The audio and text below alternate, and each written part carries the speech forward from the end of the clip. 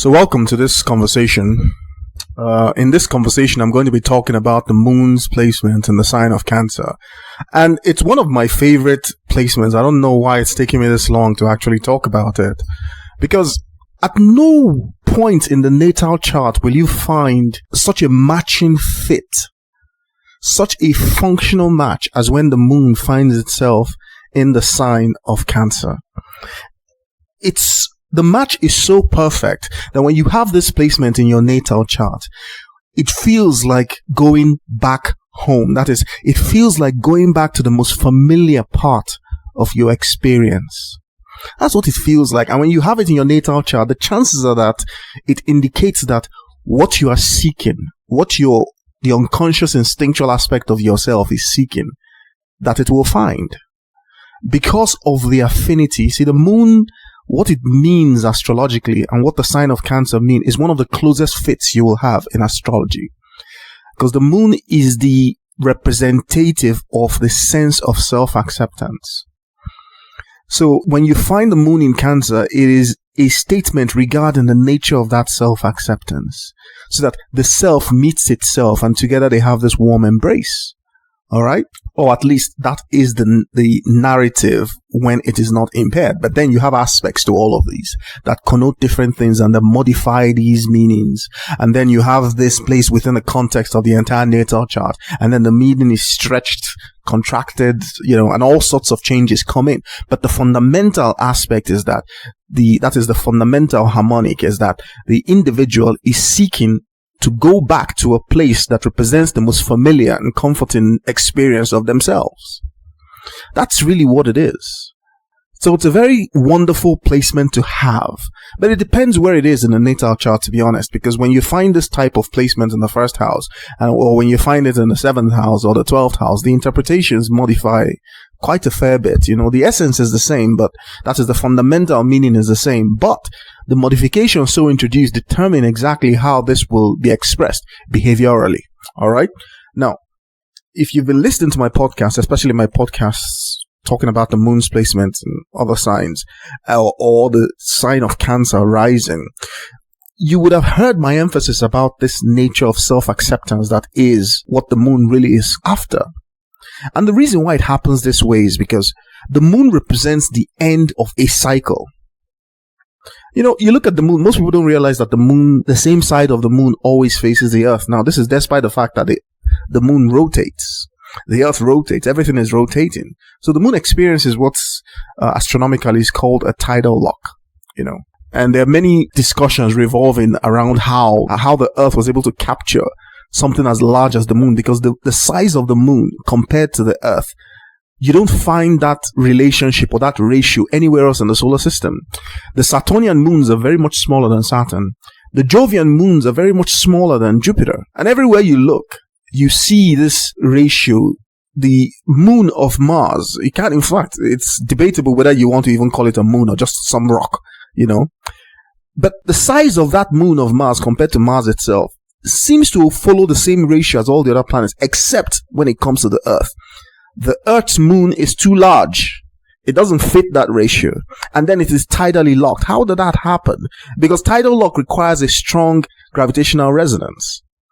And when you compare the size of the moon and the size of the Earth, then you know that there's a problem there. Just naturally looking at it, there's a problem there. And so it is thought that the moon is very less dense than what it appears to be. All right? It almost appears hollow. Okay? So what does all of this mean astrologically?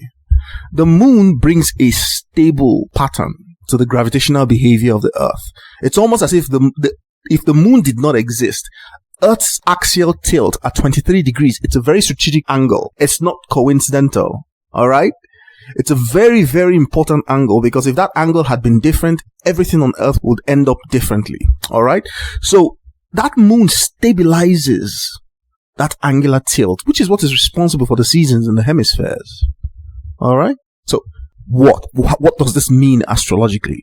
Because from this short narrative, we can see that the moon represents a type of procedural change, a familiar type of change. Because it represents change, no doubt. If you've paid attention to the moon's visibility in the sky, it's constantly changing. but the change is extremely predictable.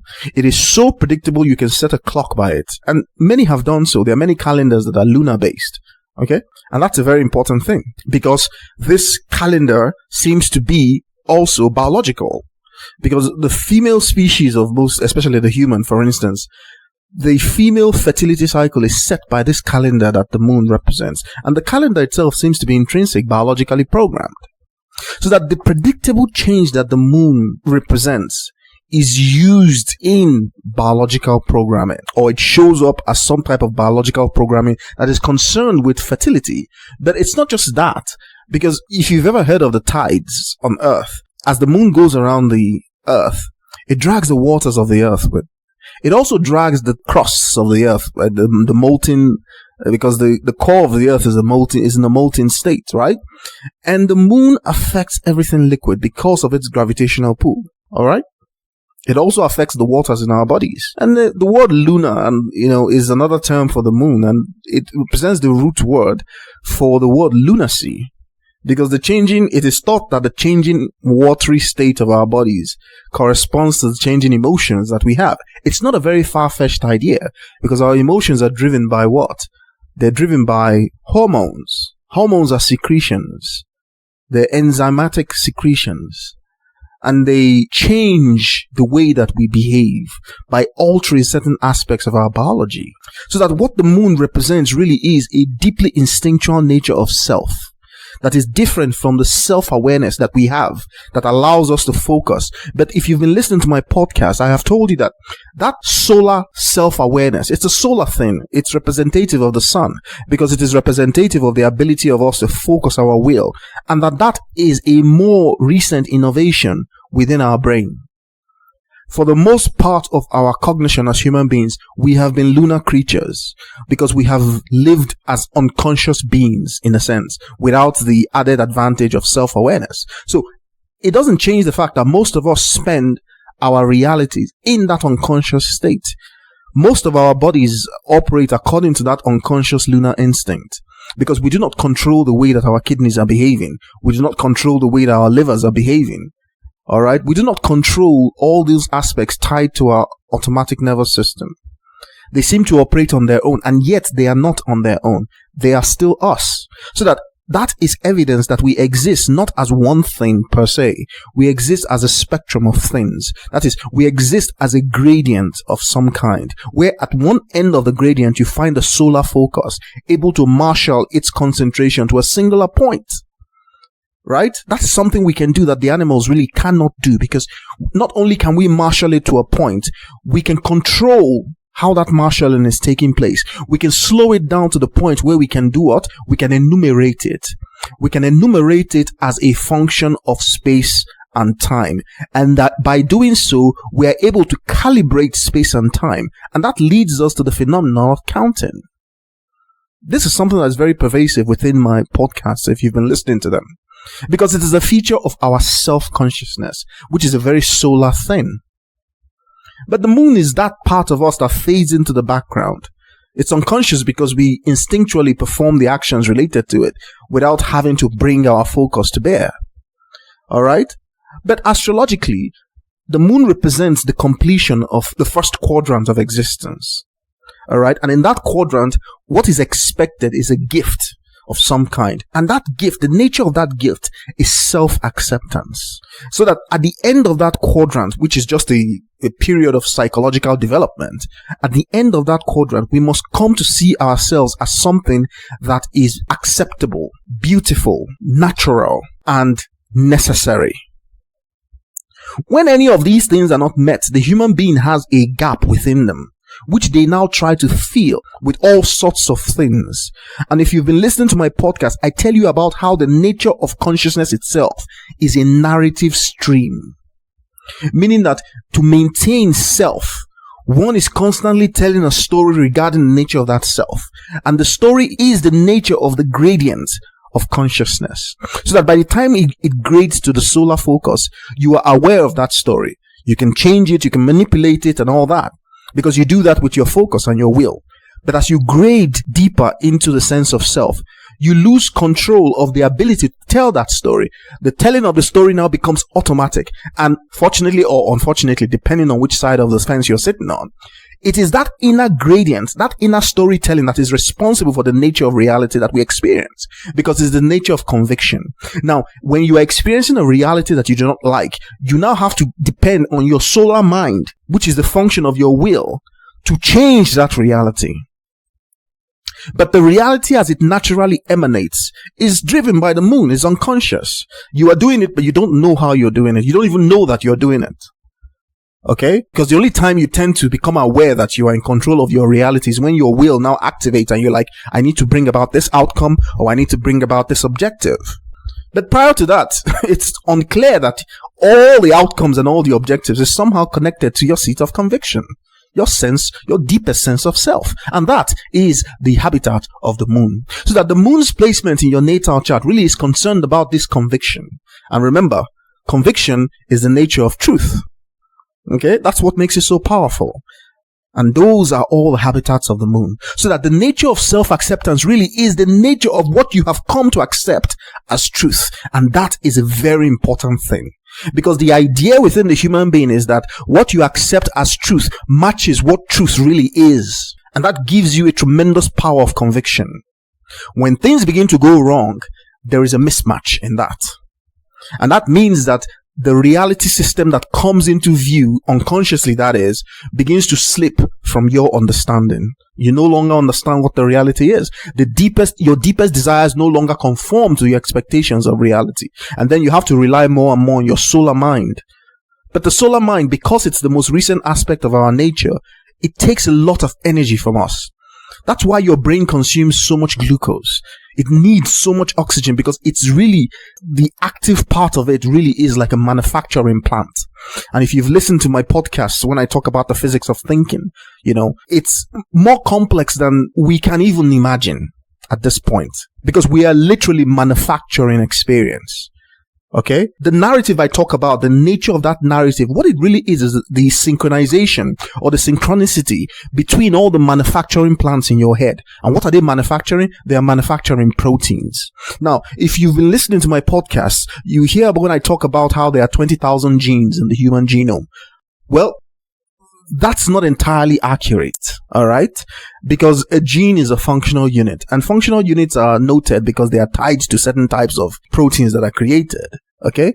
But sometimes the link between cause and effect is not readily causal or readily established because you're dealing with complex systems. These are not Newtonian systems, they're complex systems, meaning that the relationship between cause and effect is not entirely clear. One cause may have thousands of effects, and one cause may have one effect. The pathways are not very clear, and that's what brings me to the 5 principles of organized complexity. That's why I wrote the book, because with my book, you now begin to see how organized complexity, which is the outcome of complexity that we see in biological systems, alright? You now begin to see how it emerges from basic mathematical principles. That's really what it is. Okay? And it's just an understanding does not exist in the modern day understanding of science. It doesn't. It's trying to exist. But for that, they have to do a lot of stealing, because most of the time they steal my ideas and they rewrite my theories and my ideas without giving credit. And we all know the reason why they do that. But that's not important. That's not the essence of this conversation. The only reason why I'm talking about is to make the analogy between the fact that these gradients represent the changes that we perceive in the moon, astrologically speaking, that is. Because the moon has a predictable type of change. Now, that predictability is a gradient, because we know that the moon wanes and waxes, basically. The process of waning and waxing, you can almost represent it like a sinusoidal wave. Something that grows and something that ebbs, and it carries on doing that. Well, that motion is in every biological system. That's really what it is. Now, the sign of Cancer, right, is the psychological archetype that represents one of the 12 segments for a completed notion of awareness. It has to be 12. Now, if you've been listening to my podcast, you've heard me when I say that they're not really 12. They're 6, but each one exists as a pair. Male, female, all the time, and they're always united. But if you individualize them in a sense to get a deeper understanding, you see them as 12 segments. They're not even 12, they're not even 6. They're always united, they're always one. So you have this notion of oneness that comes from the 6s. And if you have to understand it in greater detail, then you see them as 12 segments. Alright? That's really what it is. And what they are 12 versions of psychological profiles. And the reason why they exist is because humanity formed within the context of a cosmos. And the closest things in that cosmos, the closest thing to humanity, are these orbs, which we call a solar system. They really are the structure of consciousness. The way that you see the sun and the planets that revolve around it, that is the gradation from the focal point of self-consciousness represented by the sun, which is the will, and then it grades out into the orbits of what? The Pluto and trans-Plutonian objects in the Kuiper belt. And as it grades out like that, and the gradient, you see it as a what? An elongation of distances. So that what you see as the distance between the sun and Saturn really is a distance from the focal point of will. So that what Saturn represents is a psychological archetype that is distant from will in that sense. And by the time you get to Pluto and the trans-Plutonian object, they're so far away from the focus of will that they're literally automatic. That's why they are described as obsessive-compulsive behaviors. So that when you look at an individual, when you look at a human being, what you're really looking at is the structure of the solar system. That's what the psychological profile is. And anytime you have to deal with such a psychological profile, then the great circle in the sky, which is the plane of the ecliptic, which is the plane from the perspective of the Earth, where you see the sun and all the planets move, it's like a racetrack. That's the only thing that becomes important. It is that circle, that plane of the ecliptic, that is divided into 12 segments, representing 12 different star patterns as they are observed from the point of view of the Earth. And the reason why is because they do not change. The only change that occurs are the movements of these orbs, which are representative of self-consciousness, like I've said. Those are the only things that change. The background pattern remains the same as long as they are viewed from this planet, so that you can use them as a signature for sentient life on Earth. And they will remain stable for billions of years. Now tell me, what other library can you think of that can remain stable for billions of years? Astrology is a way to encode knowledge in the stars, to upload knowledge into the stars. I bet you never heard that anywhere. That understanding is coming from the 5 principles of organized complexity, which is an understanding that tells you how life emerged on Earth and why. It tells you why there's a universe. It tells you why you have humankind. It's not random. It plots a map, literally, from pre-universe, meaning before universe, to humankind. It means that you are here by necessity. It means that you are here because it is absolutely necessary for you to be here.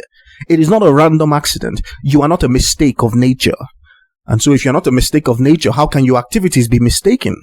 How can you be the product of some type of random chance? How can your daily life be the product of chance? It is not. And that is what the moon in Cancer comes to really find out. That is the extreme familiarity that is embedded within the moon in Cancer. Because the Cancerian archetype represents the deepest part of that psychological profile. It sits on the cusp of the nadir, the IC. Because it is the deepest representation of what a self is. Okay? That's really what it is. And within that depth is like the pouch of a kangaroo, you know? The baby kangaroo grows in that pouch. Why? It could have grown on the top of the head, or on the side, or on the back. Why the pouch? That's the logic of nature.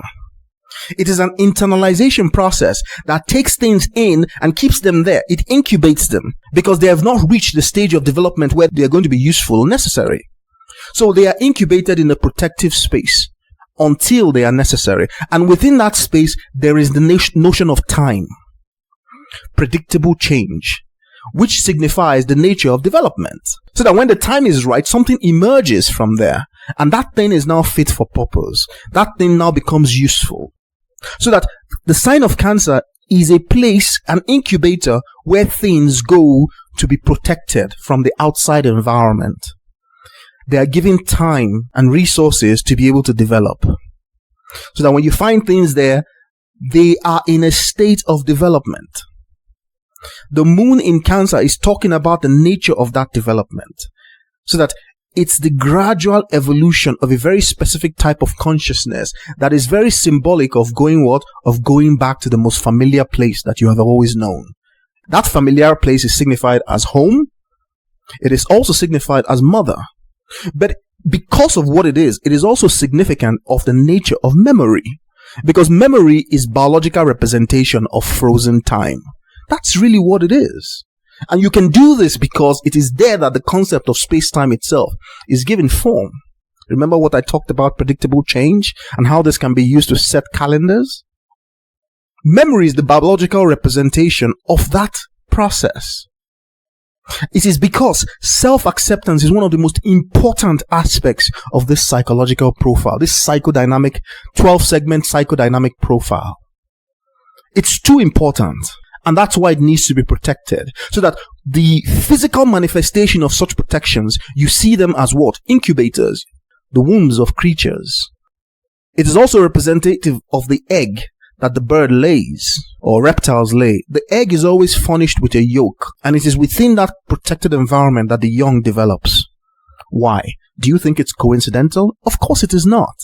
Nature has an internal intelligence to it, an intelligence which I call the prime signal.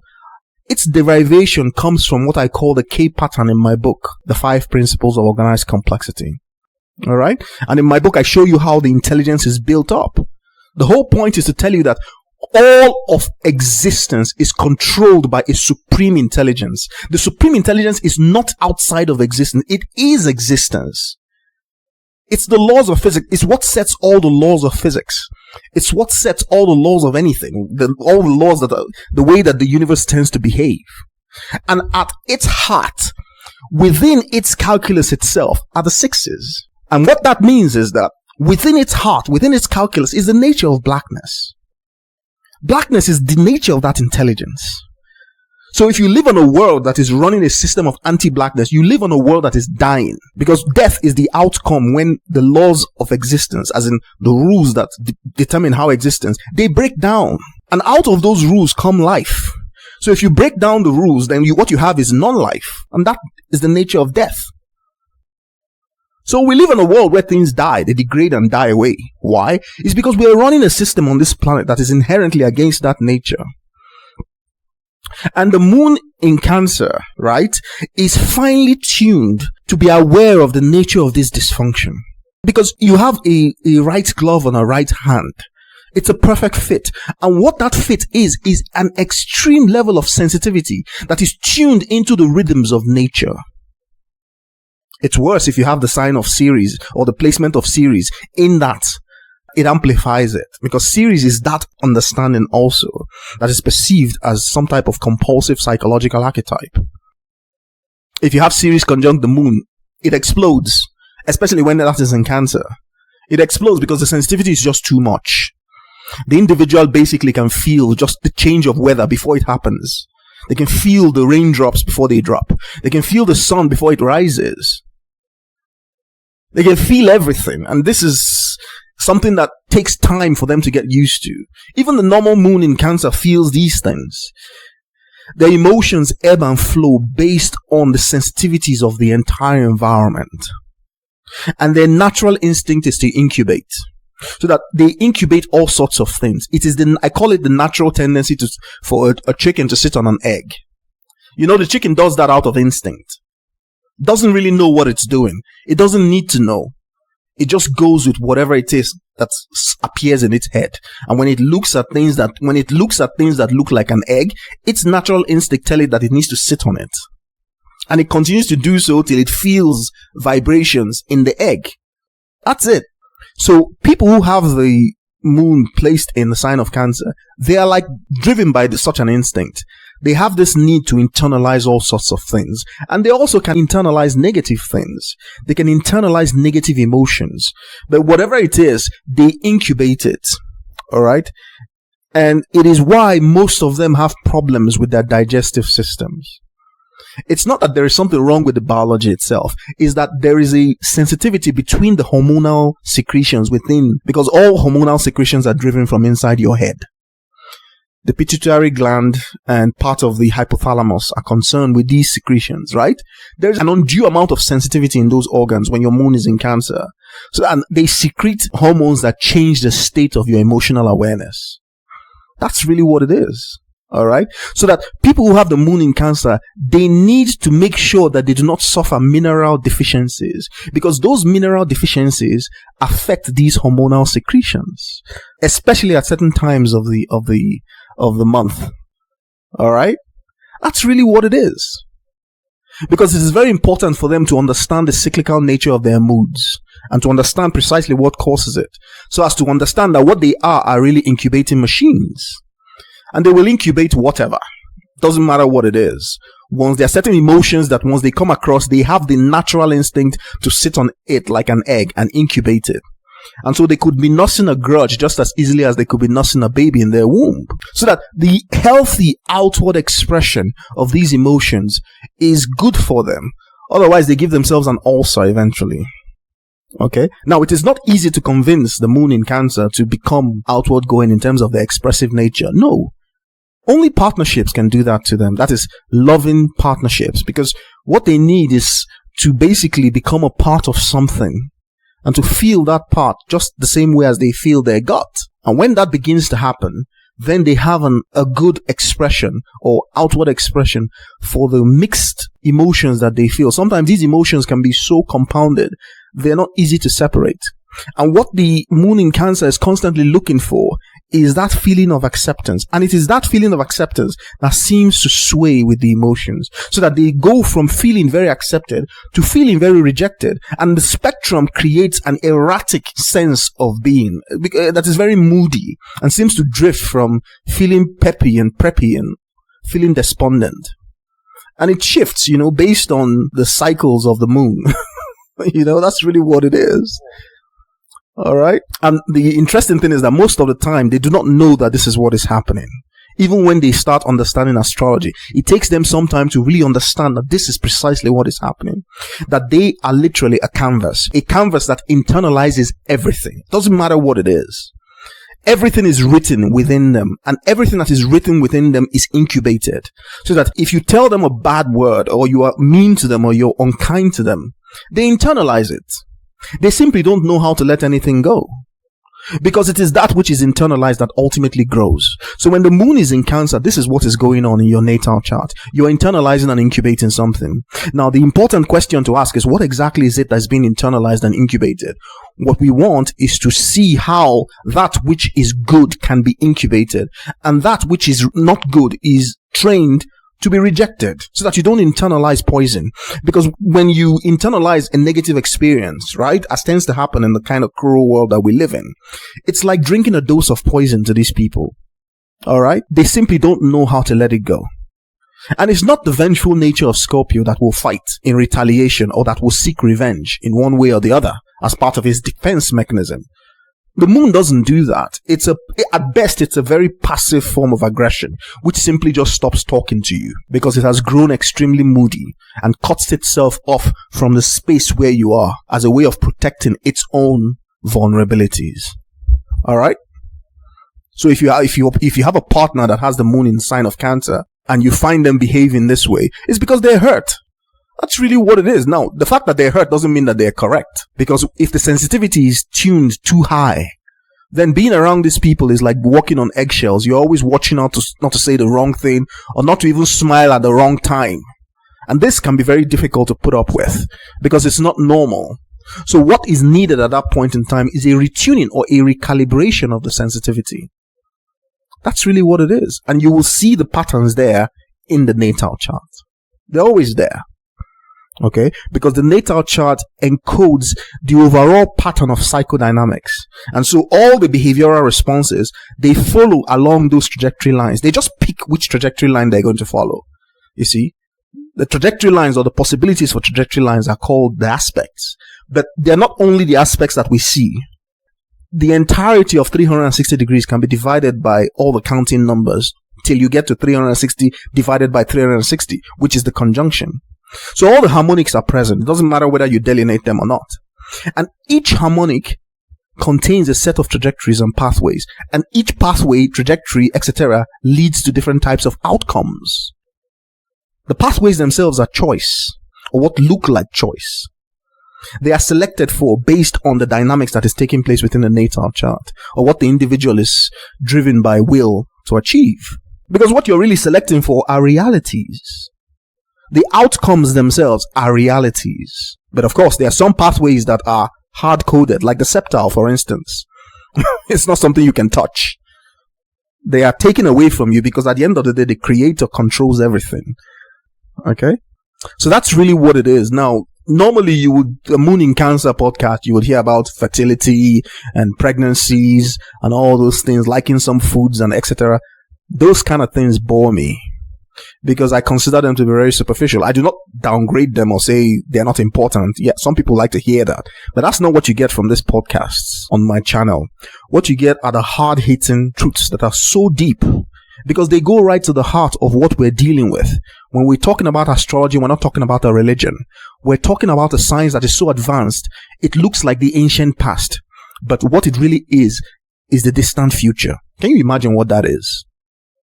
Have you ever heard of anything like that? That when you look into the distant past of antiquity, what you're really staring at is the distant future. But you don't know. Because the reality of 21st century human life has been so corrupted and edited, right? We literally live in a bubble of ignorance. We are told only the type of stories that we need to hear to make us very manageable, so that profits can be extracted from us. And then really money is nothing, because the people who do this, they don't really need money, because money is just a story. What they need is acquiescence. They want you to do as you're told. So money is just a tool that allows you to do as you're told and then extracts a punishment on you when you do not do as you're told. That's really what it is. It's not really much more complex than that. It's a very simplified form of human existence that we have today. And the human is not built for that. The human brain is the most complex organ known in existence. There's no example of anything that is more complex than the human brain, except maybe the way that all the laws of physics, all the laws of reality or of existence work together to build that human brain. All right, which I call the prime signal. But you see, the idea of the human brain is that it begins to mimic the prime signal. That's what is responsible for self-consciousness, this mimicry. And you will never hear these things anywhere else. And it proves to you that astrology is not a religion. It's not something that you believe because you were told by somebody that you respect or somebody that you hold in high esteem, or you were indoctrinated in some way. Astrology is a science, which means that there is a calculus to it, which means that there is an exact mechanism underlying it. It is this which you need to understand if you are to have conviction in anything astrological. Otherwise, you believe in a religion. And those of you who know about astrology understand that astrology cannot be a religion. It is Aquarian. Aquarius has nothing to do with faith. Aquarius is a conviction that is built on knowledge. And the knowledge itself is unique because it represents the knowledge of self. That's it. Anything else is just nonsense. That's why my program, the first lecture out of the 6-lecture series, revolves around why does astrology work. And in that program, you learn about the 5 principles of organized complexity. Because you learn how life emerged. You learned the why of life. And how life emerged and why human consciousness emerged. These are things you will never hear in mainstream science. That is until they steal what I have done and rewrite it and claim it for themselves. And until then, you will never hear this anywhere else. And that is really what it is.